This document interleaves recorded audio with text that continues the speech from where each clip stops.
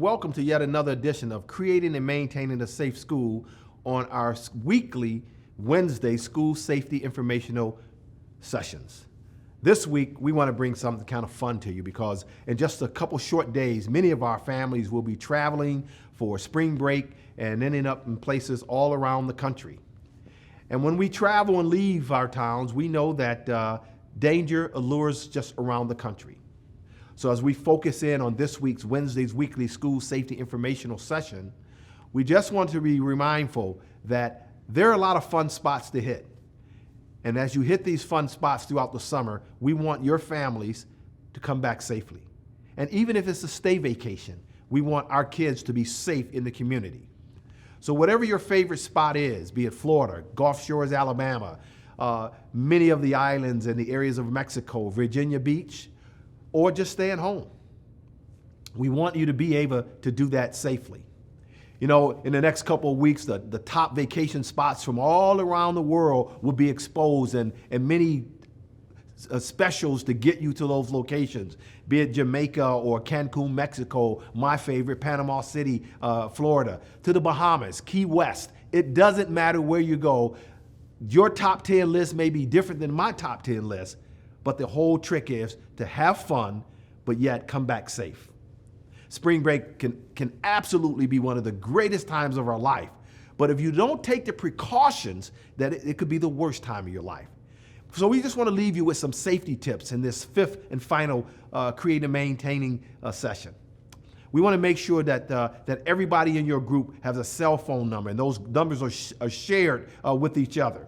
This is a precautionary thing that you do in the case you're separated. You want to make a list of emergency contact numbers. In the event something happens, people need to know who to contact in the event of an emergency. Sometimes create an identification card that have your allergies and your medical issues and conditions and emergency contact. It's good to have one of those. And if you're allowing your teenagers to travel to some of these resorts and they're off by themselves, make sure that they carry some type of identification and emergency contact card with them. Let's practice staying in large groups at all times. Being alone in foreign countries or unknown areas can be very dangerous. And it can be very dangerous not only for you, but dangerous for your health and for your safety. So have a plan of what you're going to do when you get to your destination. Just don't be out there just ripping and running all over the place, but have a plan. Know where you're going, know where you should not go, and know where it's safe to go. Set up meet locations in the event that your groups get separated and they have no way of contacting each other. So every now and then, an hour or so or 2-hour check-in points, even if you're just going to an amusement park, have a check-in spot so you know where your kids are. Know where the closest fire department, police station, hospitals are, and how close they are to your destinations. You know, it goes without saying, but this is, really for our staff and for our parents, but control your drinking. Yes, spring break can be fun, but fun can also lead to hurt, harm, and danger. And some of our best decisions are not made when we're intoxicated. Keep an eye out and watch out for your friends. Make sure your friends don't leave their drinks, or make sure that they don't get detached from the group when they're drinking. Do not participate in activities after you've been drinking that can potentially kill you. Or participate in swimming and diving activities or anything that uses your concentration or motor skills. Alcohol diminishes your ability to use those skills. Spring break is a great time. It is a great time away from school to have fun and make excellent memories with your families and friends. Be responsible and make the right decisions to continue having awesome spring breaks from years to come. Just a few travel tips we want to leave you with when traveling, airplane travel, because many of us are going to be doing some airplane travels. Remember to have all the proper documentation. Since 9/11, as you know, it's been absolutely difficult to travel. Since COVID, it has been absolutely difficult to travel. So make sure you know where you're going and what you need as it relates to COVID tests or other travel documents.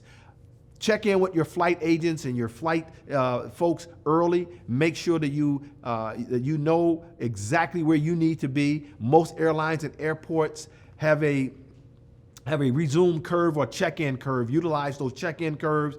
Make sure you find some airport amenities that are close to where you're going to be gathering before your team takes off. In addition, make sure you carry some type of state ID with you, a military or government size ID. And if, I just say practice. If you don't need to check it underneath, check it up above. Take smaller luggage with you so that luggage is always in your possession so no one runs the risk of slipping some into your luggage. Hand inspections of carry-on bags could occur, so just know what you're taking.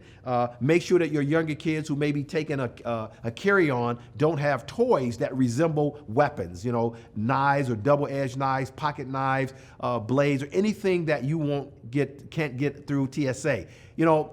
Sometimes we just need to check our bag and check it again. So because this thing will delay you and could create some problems for you, especially if you're traveling outside the country. Unattended luggage, don't practice leaving your luggage in the lobby of the airport, even if you run for a moment. And many of us at times may send our grandkids or our young tykes on a plane by themselves. So make sure that unaccompanied minors, that you followed that process, and that who's ever going to be receiving your kids on the other end, get there an hour early before that plane lands, so that in the event it comes in early, your kids are not traumatized because a friendly face is not welcoming them. As we do our driving tips, and many of us will drive. Well, with the high price in gas right now, that could be a sidetrack. But as many of us that will drive, check your car out, make sure it's running properly. Check your tires, check your oil, change your oil. Just do all those things so you don't have a breakdown on the road. We would hate for you to get halfway to your destination and become sidetracked or have to alter your plans because you failed to plan ahead. On the road, just require all of your occupants in your vehicles, even in the back seat, to buckle up at all times. And young kids who are not able to buckle up, get a car seat. Always obey the speed limits when traveling. Drive calmly to avoid any entanglements and always watching out for other aggressive drivers. Take frequent breaks. Don't try to get there in one time. Break it up into chunks. When you're tired, stop. If you got multiple drivers in the vehicle with license, allow them to drive. Switch up. Don't feel like you can push it that next hour if you're getting tired. Stop. Take a break. Get some fresh air. Drink some coffee. Drink some type of caffeine, a Coke or something of that nature. Slow down in work areas, and remember that many states have different laws as it relates to speeding in work areas than the state of Michigan. So we want to make sure that if you're enjoying your vacation, that you don't find yourself in trouble with the law. Additional driving tips, make sure that, again, if you're taking or renting bikes, take bike helmets with you. We don't want you to get hurt on these trips. Just have a plan. Have a plan. Some other personal safety tips, again, limit the amount of cash that you have on you. If you're leaving your hotel room, take that cash with you. Don't invite strangers back to your hotel room. Parents who allow their young ladies to travel to these spring break vacations by themselves, and our young men for that matter, go over some safety tips. If you need some additional safety tips, give us a call at the Grand Rapids Public Schools. We'll provide them for you. Again, listen to and act on your intuition. If it doesn't feel right, don't do it. Park in well-lit areas on these vacations. Do not park near vans or trucks, large trucks. Observe car interiors or disarray conditions of your vehicle. Don't label your keys or let your keys go unattended. Look into your vehicle before you get in your vehicle. There's a multitude of vacation tips that we can provide to you and safety tips. We just wanted this to be a fun video that as we wrap up this month's Creating and Maintaining a Safe School on the weekly Wednesday program, and as you prepare to start going out for your spring break, that you come back safely. We want you to have a good time. We want you to take a break away from school, enjoy, let your hair down a little bit, but we want to see you back in April safe. Again, if you got additional questions about how to stay safe on spring break trips, give us a call at securityquestions@grps.org. Send us the email, securityquestions@grps.org, or contact our office immediately. I hope to see you down the road somewhere.